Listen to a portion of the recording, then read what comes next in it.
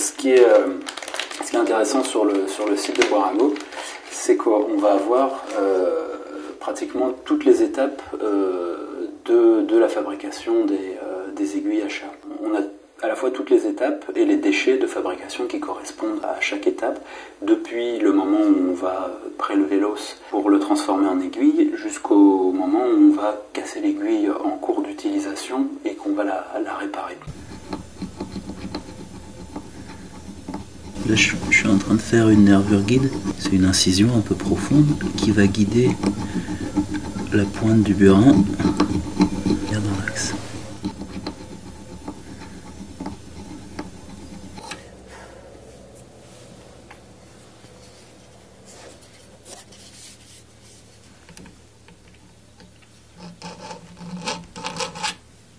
Là, donc en fait, j'insiste avec le burin dans le sillon que j'avais tracé tout à l'heure avec une pointe légère.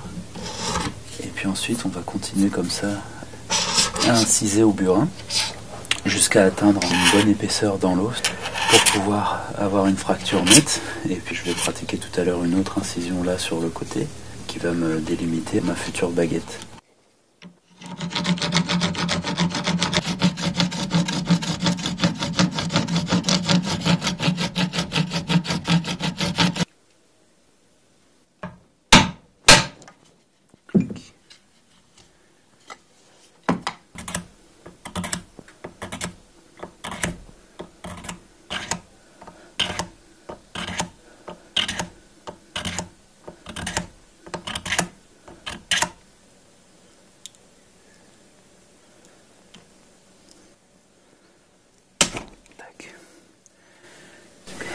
On a séparé un petit faisceau de 2 baguettes de la matrice.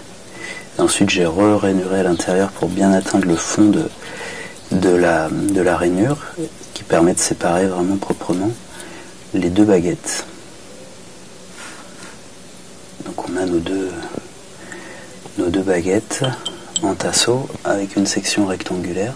Pour modifier la baguette et la transformer en aiguille, on va lui faire 2 séries, enfin plusieurs séries d'ailleurs, de raclages convergents vers la pointe, vers une extrémité pour dégager la pointe, et au niveau de l'autre extrémité, on va l'affiner et puis on va créer 2 méplats, des méplats qui vont permettre ensuite de réaliser la perforation, puisque c'est plus simple en fait de faire la perforation à partir d'une surface plane qu'à partir d'une surface qui est bombée où la pointe du foret risque de glisser.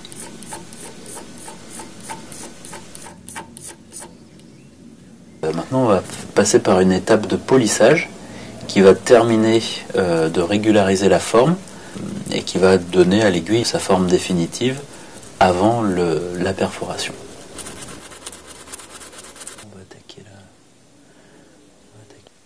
Pour percer le chat de l'aiguille, en fait, on va utiliser une chute de burin qui est l'éclat qu'on obtient quand on crée cet outil, le burin, qui sert à rainurer et à racler.